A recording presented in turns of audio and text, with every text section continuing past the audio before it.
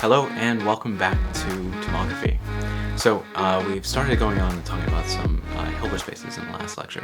The goal here is to develop what are called reproduced kernel Hilbert spaces, which are really integral in approximation theory.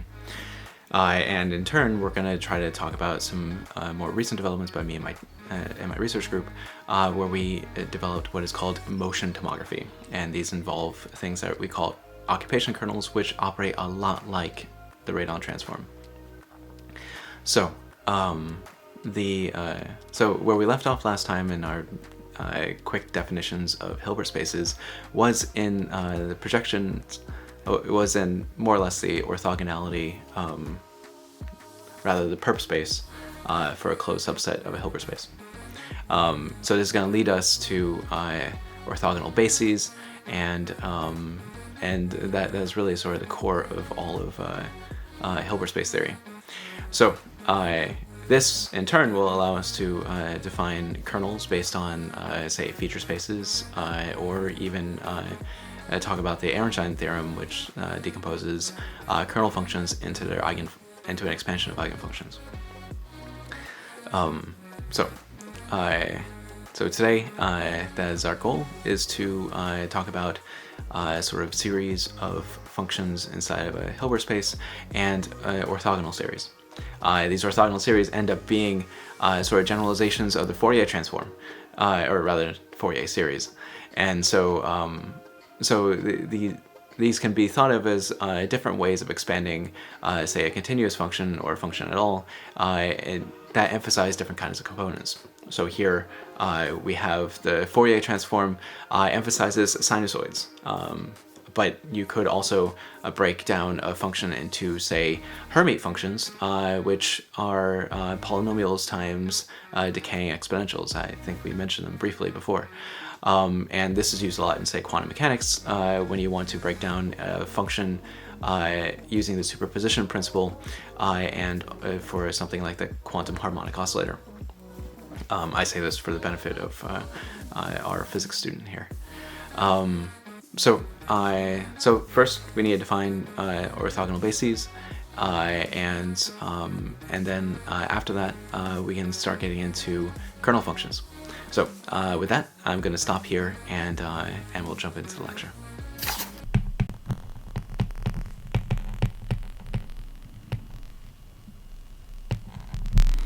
Okay, so let's go ahead and get started. Actually, let's do back. Okay, so last time we talked about inner product spaces and defined orthogonality, and then we also showed that if M is a closed subspace of H and X is in H, then there is a unique Y in M such that the distance, minimum distance between overall, say, Z in H, or Z in M, we take X minus Z. The minimum point is going to be the one that is Y. And so so we showed that there is a way to minimize the distance between X and a closed subspace, and it turns out that X minus Y is in what we call the perp space of M, which means for all Z in M, we have that X minus Y inner product with Z is equal to 0. Okay, so what this does is allows us to decompose H into two different sets, M and M perp. And so this leads us to this definition where we say that if M and N are orthogonal closed subspaces of a Hilbert space,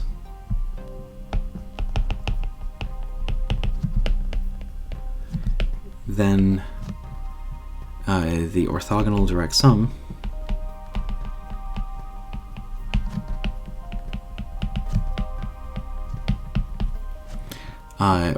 or simply the direct sum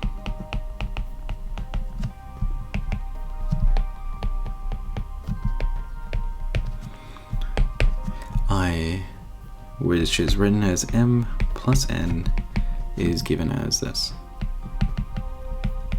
So is m circle plus n, or direct sum m, and m direct sum n, and written as this, x plus y, such that x is in m and y is in n. And so so writing this notation, basically we're implicitly saying that m and n are actually orthogonal to each other. So as a corollary, we can say if M is a closed subspace of H, then we can write H is actually written as a direct sum of M and M perp. Okay, so we're going to extend this idea a bit in this lecture, and we're going to talk about a whole lot of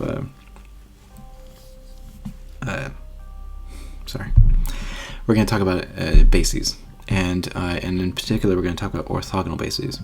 And what this will allow us to do is to say replace M with, say, either we can write M as a finite collection of these guys, 2, 3, 4, etc. So these would be our basis elements, and then direct sum everything else, all the other guys. Or we could even decompose it one at a time in terms of these orthogonal bases. So let's go ahead and start talking about this, and yeah. So what we're going to say is we're going to have a couple definitions here, and so here we're going to say a set U, which is a subset of a Hilbert space. So I'll say Hilby is said to be orthogonal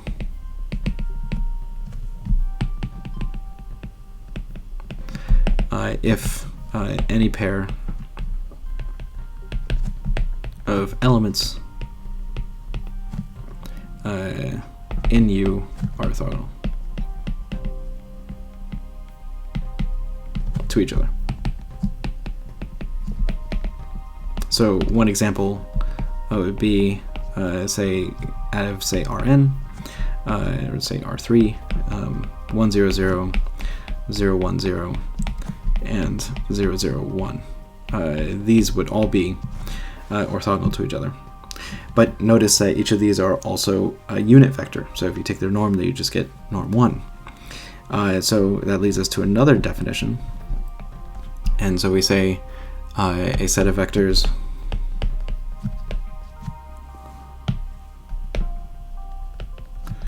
U is orthonormal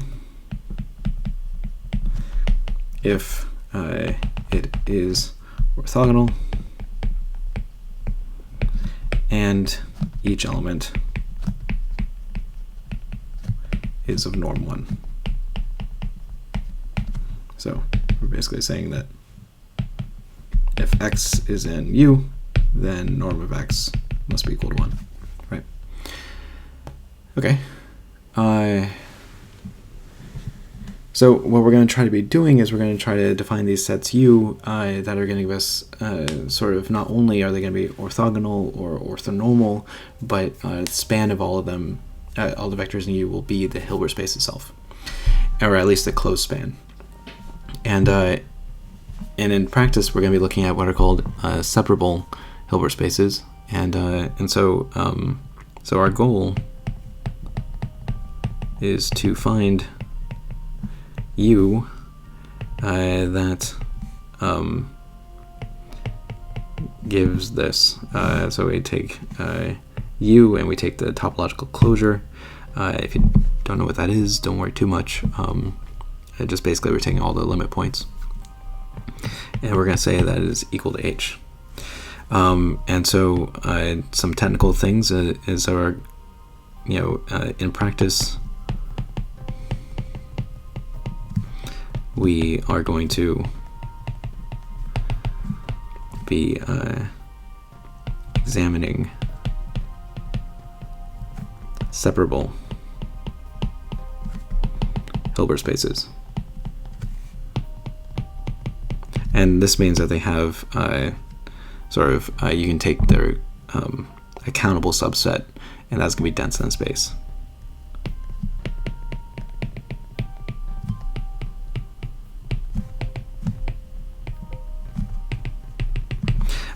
What do I mean by dense? Well, we have a couple of examples of separable spaces. So for instance, if I take all the rational points inside of, say, R2, for any point in R2, there's always a point as close as we want that is a rational point in R2, right? And so that makes R2 separable because the rational numbers are countable. So we can exploit, and so that gives us an example of a separable Hilbert space. Now there, an orthogonal basis is pretty trivial to find, is just what we talked about before, say 1, 0 and 0, 1. But it's possible to have an uncountable number of basis functions, and we don't really want to ever deal with anything like that. So instead, we aim to be working over separable Hilbert spaces, which will give us a countable basis, which is a little bit easier to work with.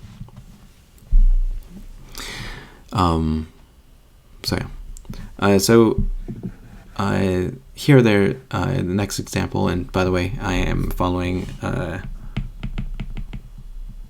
applied analysis.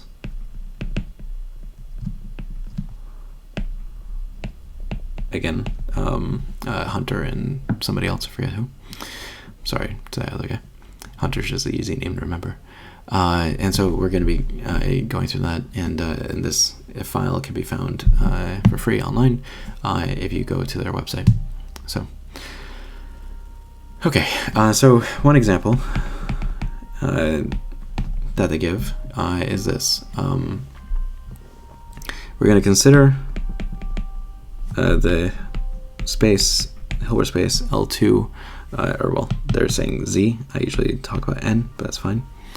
Defined previously. Then the basis, the coordinate basis functions form an orthogonal set. So the coordinate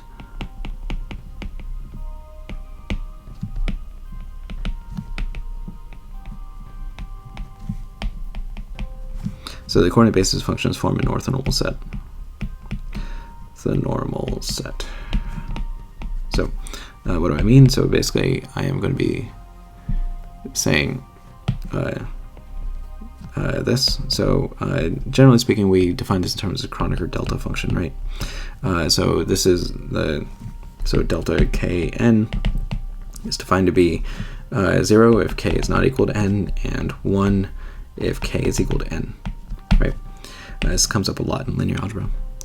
And so then I'm basically taking these guys, negative infinity, infinity, and then so this is an orthogonal set, and in particular we have the sequence 1, 0, 0, 0, etc. E2 would be equal to 0, 1, 0, 0, 0, etc. E3 is 0, 0, 1, 0, 0, etc. And so forth. Okay, so that's one example. Another example that we've seen already from our study of Fourier series is we have the set of functions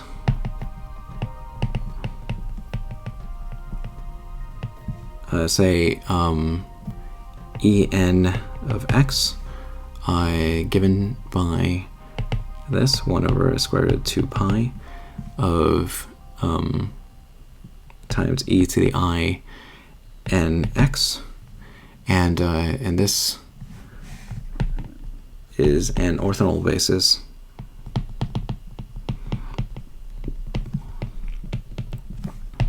for, say, L2 of t, where t is a unit circle. We could also just, instead of writing t, write L2 of, say, 0 to 2 pi, and that's equivalent. Okay, and so we've already seen that guy come up. So yeah. Now,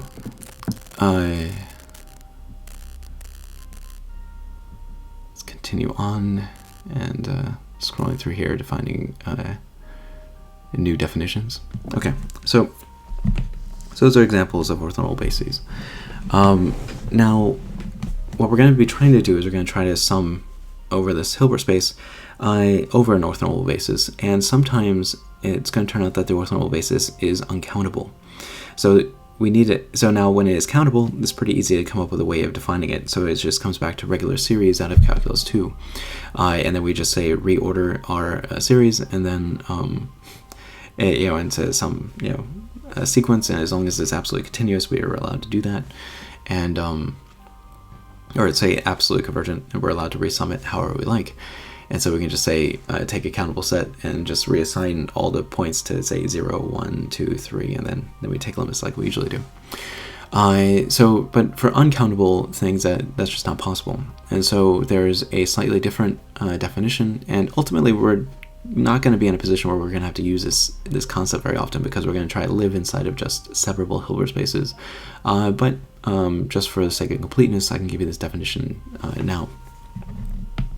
So definition, and this is 620. We're going to let the set x sub alpha in X with alpha being an I. Now, what is I? It is where I is an index set. This is sort of an abstract index set.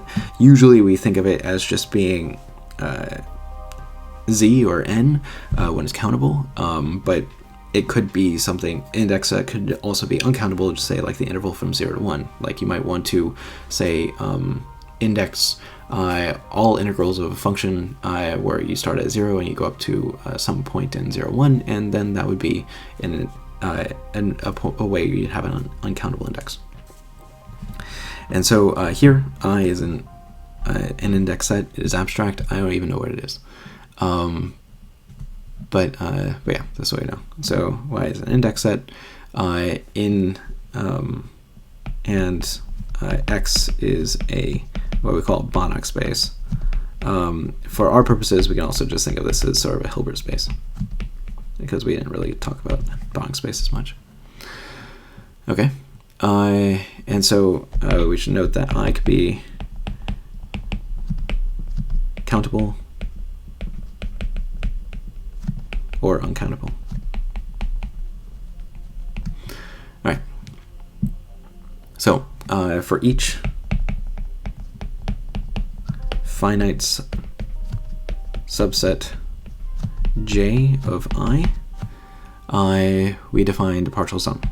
We define Sj as being the sum of alpha being in J of x alpha. This is the only thing you ever have access to, finite sums. And so even if it's an uncountable index set, this is the only thing you can ever actually assess. And so the unordered sum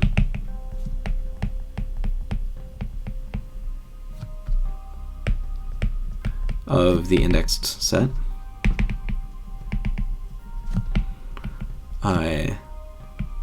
x alpha alpha I converges to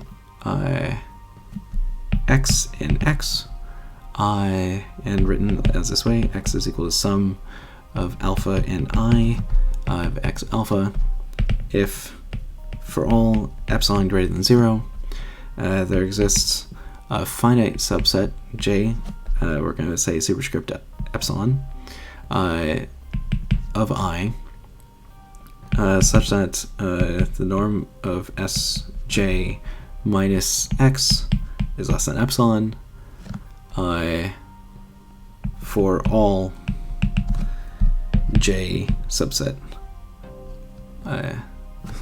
for all other J that contains J epsilon as a subset.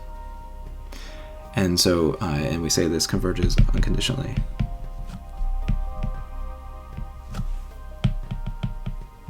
So we say this is unconditional convergence. Okay, so that's nice. Okay, so then what we can say beyond that, we can have another definition. We say that a sum x alpha and I of x alpha converges absolutely if some alpha and I of the norm of x alpha converges unconditionally.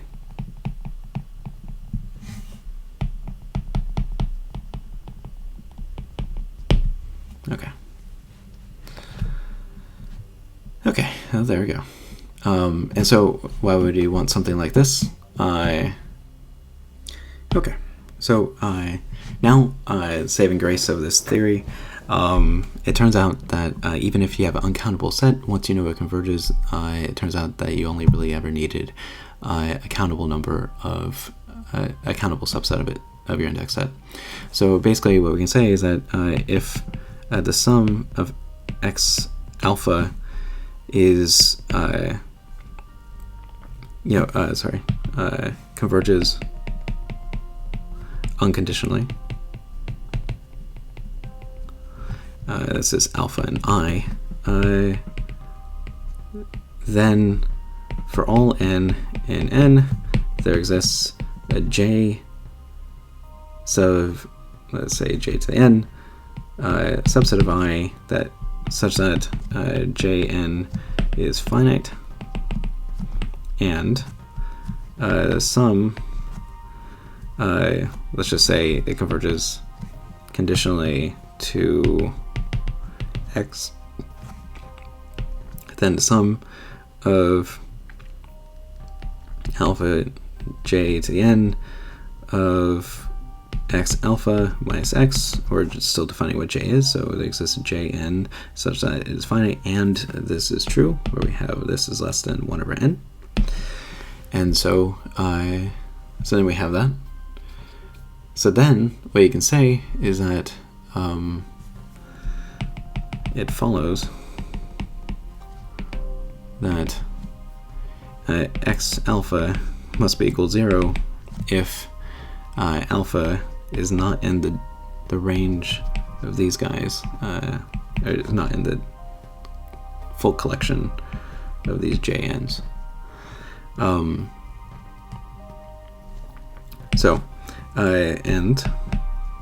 we know that the union of n of jn is countable. Another way to think of it is that basically, since this set countable, we know that if we just keep taking more and more larger finite sets that get smaller and smaller, eventually we're going to make this as small as we like. But if we have an uncountable number of elements, x alpha, and we end up having a contribution of anything more of this uncountable set, then basically an uncountable number of them must live in must be bigger than, say, some 1 over m for some m, and then the sum of all those would be divergent, and so yeah, that's what we get. So basically, even if we have an uncountable index, if we know it converges, then we're done, and we know that it actually we don't have to talk about the uncountable set anymore. We only need to talk about the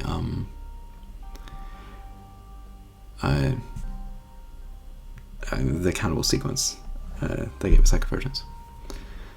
Okay, so before we mentioned the Cauchy criterion,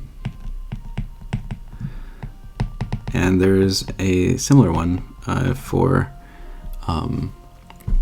these sort of sums. And so this is definition 6.21 out of applied analysis, and basically we say an unordered sum is Cauchy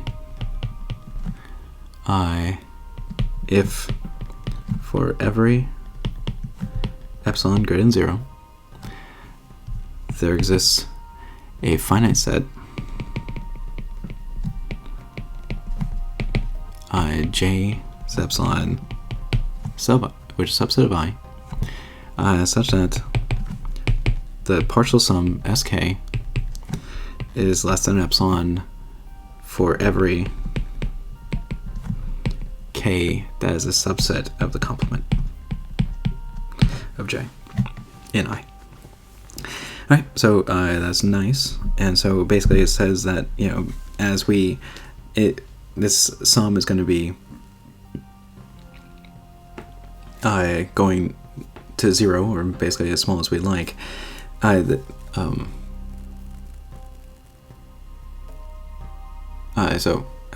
basically the complement of the sum. So I mean, basically what we're going to be doing is we're taking, say, Si, if you write it as alpha and I x alpha, and we're writing this down as Sj plus Sk, right? And so what we're saying is, as we keep taking these partial sums with respect to J, that the Sk part, the remainder part, is going to be as small as we like. And so as we recruit more and more elements from I into J, Sk is going to be shrinking, and it can be made very, very small, and that's what it means to be Cauchy. And so this leads to our proposition, and I'm not going to prove it because we haven't really defined Banach spaces, but Banach space, every Hilbert space is a Banach space, and Banach spaces are basically norm vector spaces where you don't necessarily have an inner product, but we still put a norm on them of some kind, and we say that they're complete. One example is the space of continuous functions, where we put the norm as being the supernorm. On the other hand, the Schwartz space is not a Banach space because the distance we put on it is not actually a norm of a vector space, or at least I don't think it is. Is it? It's a Fréchet space. I don't think, no, it doesn't matter. We're not going to be talking about Banach spaces too much. We're really much more concerned about Hilbert spaces, but let's go ahead and talk about this theorem. So an unordered sum in a Banach space, as far as we're concerned, say Hilbert space, converges if and only if it is Cauchy. Okay. So the proof of that you can find in applied analysis, but we need to move on. So, let's see. So now what we want to talk about is really getting to the point of this lecture, and this is an orthonormal basis. And so what we're going to do is we're going to let so this is lemma 6.23 out of applied analysis, and we're going to let u equals u sub alpha for some alpha in an index set be an indexed orthogonal subset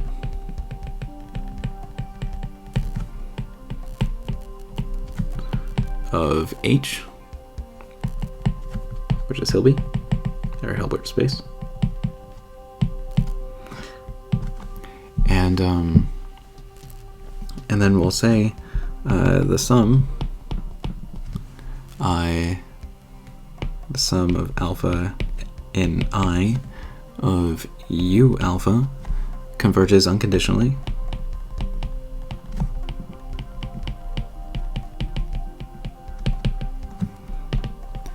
if and only if we have the sum of their norms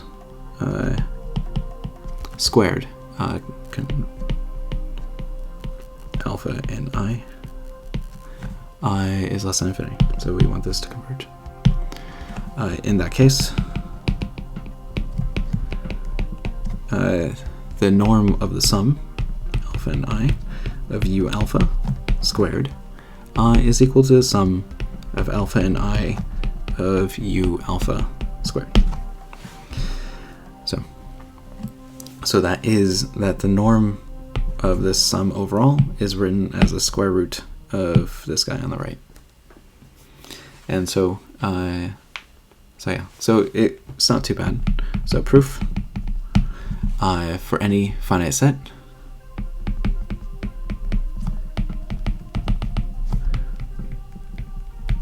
J of I, we have that the norm of the sum of alpha in J of u alpha quantity squared can actually be written like this. So it is the norm of u alpha inner product with, so it is the sum u alpha, alpha and j, inner product with self, and this can be rewritten as the sum alpha in j, sum alpha in j, just using orthogonality. Let's put beta in j, of u alpha comma u beta. Now we know that if alpha is not equal to beta, then u alpha comma u beta is equal to 0. Hence, we get this. This is equal to the sum of alpha in j, and the only thing that survives is when beta is equal to alpha, so I can just replace that second one with alpha, so it gets u alpha comma u alpha, and this is equal to the sum of alpha and j of u, or the norm of u alpha squared.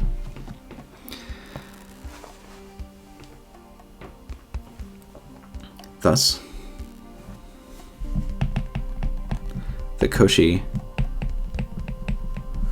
criterion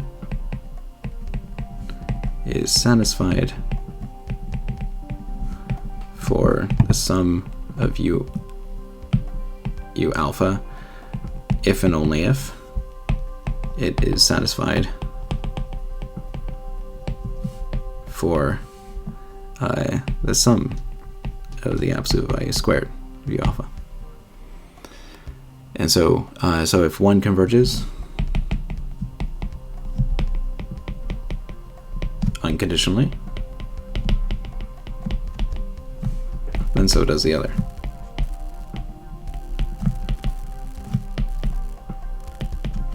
Okay, and so then the rest just follows because just because of the identity. So basically, this is the rest of it, and it follows just because of this identity here. So, all right. So then that's that.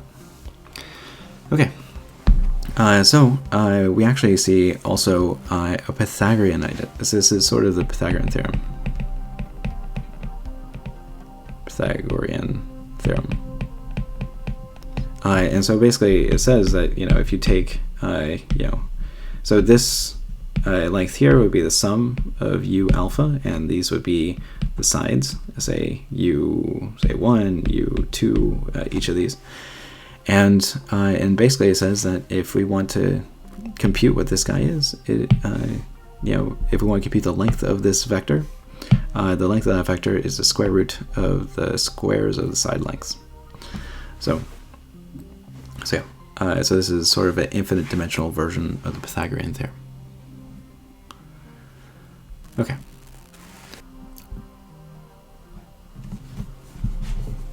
Okay. So now that we have the Pythagorean theorem, we're going to talk about another one that gets us a lot closer to our orthogonal basis. So this is called Bessel's inequality, and it is one of the last few theorems we need to talk about from just pure Hilbert space theory. So what we're going to do is we're going to let u be equal to u alpha such that alpha is an I, be an orthonormal basis. Or an orthonormal, not basis, we haven't defined that yet, orthonormal set in a Hilbert space H. Then we get the following.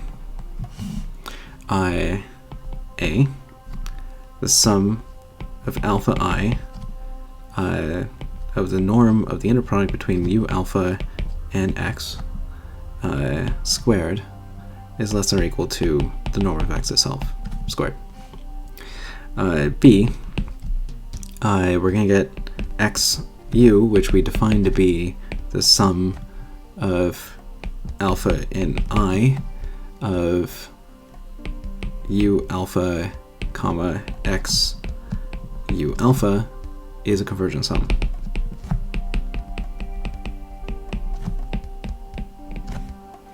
And C, we get that x minus xu is in the orthogonal complement of u itself.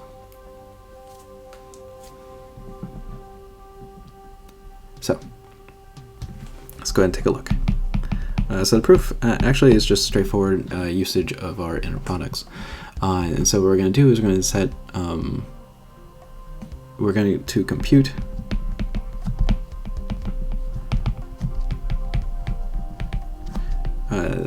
the norm, let's say this way, we're going to compute x minus the sum of all alpha and j of u alpha comma x u alpha for a finite subset j in I. What is this going to give us? Well, on one hand we have x minus the sum of alpha and j of u alpha comma x u alpha, and that's squared. Then what we can do is we can go ahead and expand this out into the inner product definition, x minus the sum of alpha and j of u alpha comma x comma u alpha, and here it's going to be comma, same thing, so x minus the sum of alpha and j of u alpha comma x u alpha. There we go. And so then all of this can be expanded this way, and so it's going to give us x in a product to x. And we're going to have two cross terms. We're going to have the sum of beta and j of u beta comma x inner product times x inner product u beta, and so this term is really just going to come from this guy inner product with this guy, so we're going to have this u times the x, and that is going to contribute to this term here. And then we're going to have plus, minus the sum of alpha and j, and we get the other term. So we get u alpha x, this guy is getting pulled out of the right hand side, so that ends up giving us a conjugate of u alpha comma x.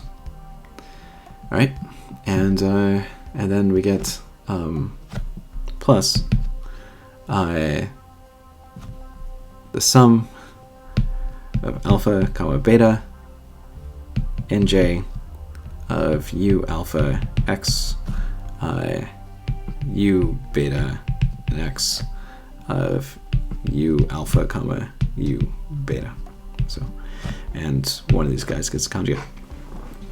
Now, of course, the only guys of here that end up surviving are going to be the ones where beta is equal to alpha. And so what you're going to have is ultimately this is going to be the same number times its conjugate, and so that's going to be the norm of that squared. And so let me go ahead and copy this over, and we can do a much more detailed analysis.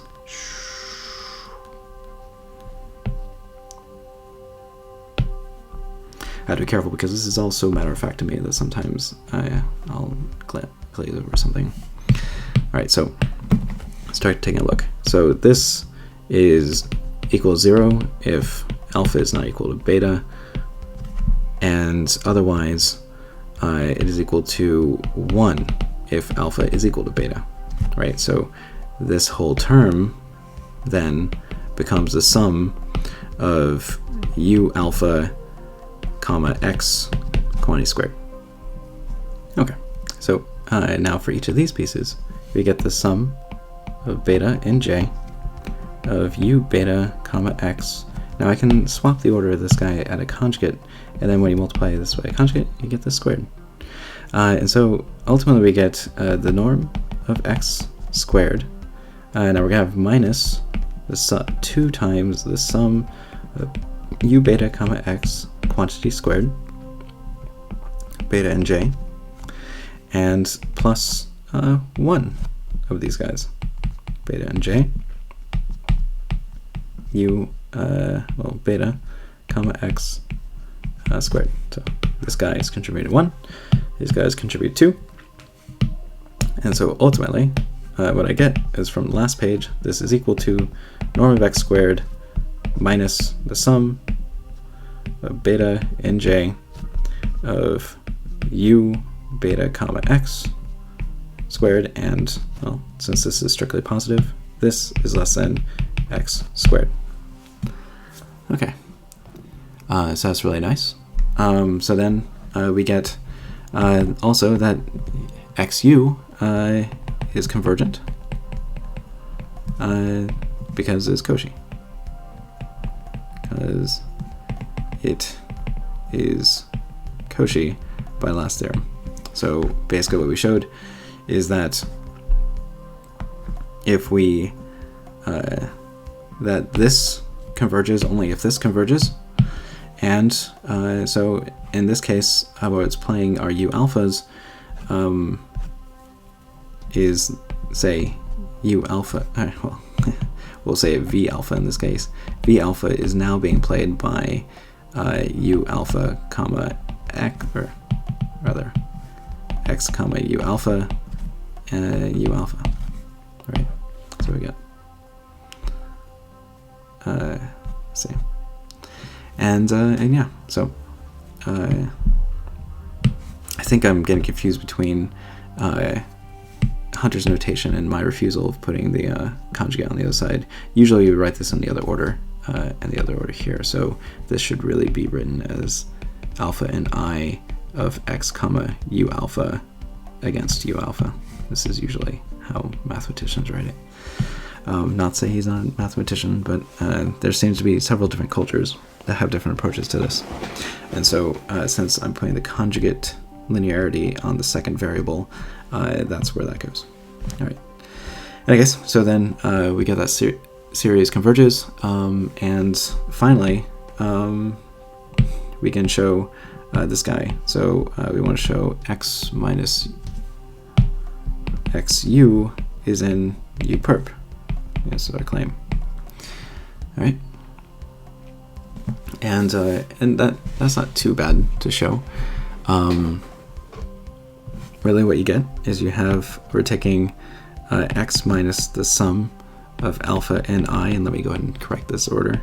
X minus u x comma u alpha u alpha. This and we're taking the inner product with what? U alpha, right? And so what I can do is, or rather, let's say u beta for some beta. So what I can do is I can use continuity of the inner product and linearity, and I can go ahead and express it like this. So I can have x comma u beta, and that's going to be minus the sum of alpha and I of x comma u beta, u alpha, and then inner product with u alpha u beta, right? Now we know that this only survives if alpha is equal to beta, then this is 1, and alpha not equal to beta, then this is 0, right? This quantity here. And so all that's left then is we have x comma u beta minus, well, the only thing that survives, x comma u beta, and that's equal to 0. Hence, x minus xu is in u perp. Right, and that's the theorem. So that's Bessel's inequality. Okay, so then the whole goal here is to define an orthonormal basis and an orthonormal set. And so we're going to say, given a subset U of H, so we're not saying it's necessarily being, an orthonormal basis, we define the closed linear span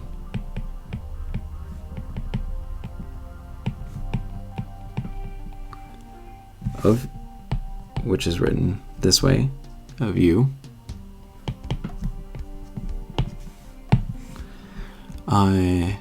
by, we say all those elements, if you take all those elements in U and you attach coefficients on them, say Cu comma U, where Cu is a scalar, and we're saying we want all those guys that will converge unconditionally.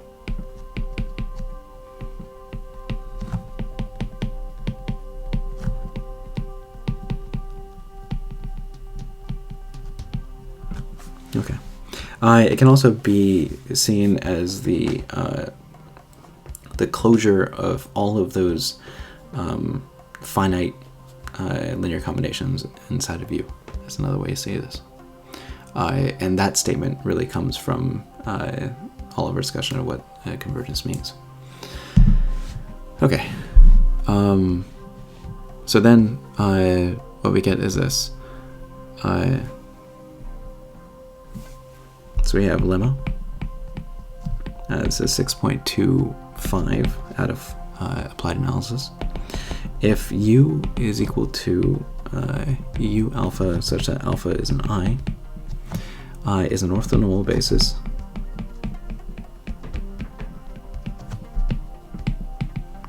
or orthonormal set, I keep saying basis, set in a Hilbert space, then what we get is this. We get U, the closed linear span of U is equal to the sum of alpha and I of C alpha U alpha such that C alpha is in C, and we have the sum all out over all alpha and I such that C alpha squared is less than infinity. Okay, so this is the first step towards defining an orthonormal basis. So then what we can do is we can do a little bit more here, and we can say that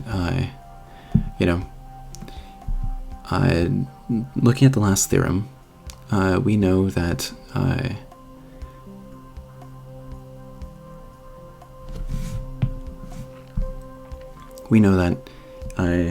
if X is in H, then there exists a unique element, U inside of U, such that X minus XU, or where XU is defined previously, exists at XU and U defined previously, such that this is equal to the minimum over all U and the closed span of U of X minus U, right? And in particular,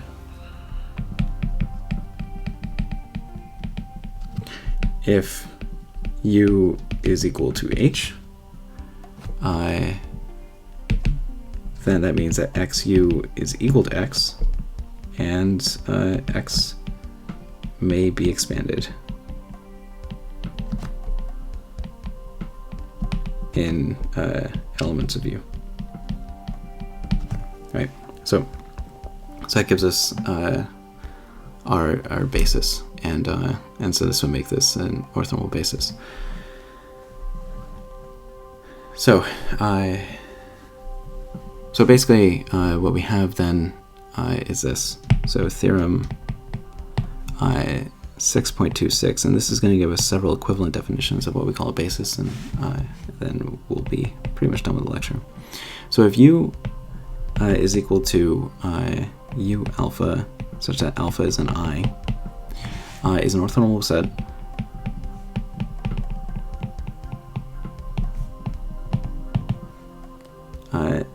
in H, which is Hilbert,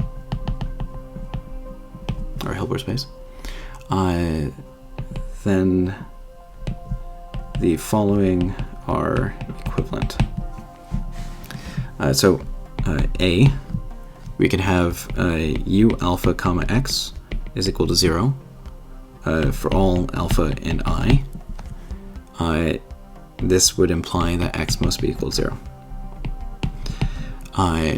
B, x equaling the sum of alpha in I, u alpha comma x u alpha for all x and h. So we can expand, sorry about that. So we can go ahead and we can expand our functions in terms of these u alphas. C, the norm of x squared is equal to the sum of alpha and I of the coefficient of these inner products, or the coefficients on the u alphas from the previous line. And that applies for all x and h. D, we could say that the closed span of u is equal to h, and E, u is a maximal orthonormal set, which means that we can't find another vector inside of H that would be orthogonal to every function inside of U without being just 0, which would come from A. Okay, so this actually isn't too bad to prove, and I'm actually running out of time to record before my wife comes back with the children. So I'm just going to leave you with this last definition. So definition, an orthonormal subset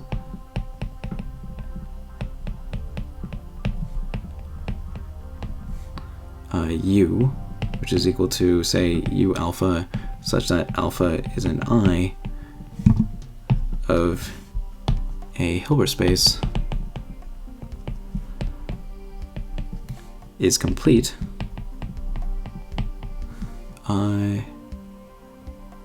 if it satisfies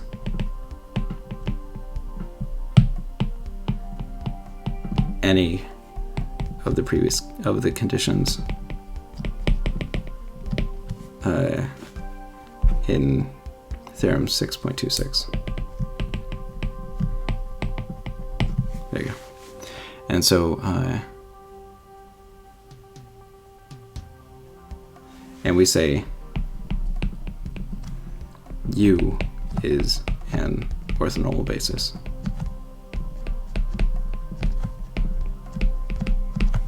Okay. Of H. There you go. And good. That's a good place to stop. All right, so thank you for sitting here with this, going through this with me, and hopefully that was clear. But yeah, so this is some basics of Hilbert space theory, and so then next time we're going to be delving into a little bit of reproduced kernel Hilbert spaces, but that that will come as generally set up as an application of what is called the Riesz representation theorem, which we will start the next lecture with. All right, thanks for watching, and we'll get back to the office. Okay, so now we know what an orthonormal basis is for a Hilbert space. This will allow us to define kernel functions, and then ultimately we're going to be able to do approximations with kernel functions rather than just the bases themselves. This is actually a fairly standard approach to kernel functions, where basically we think of a kernel function as being sort of a representative of what is called an infinite feature space, where you send a point in Rn to an infinite dimensional vector, which can be thought of as sort of being the components or the coefficients on a bunch of on an orthonormal basis of some kind. In any case, so here is where I'm going to stop, and yeah, I'll see you next time.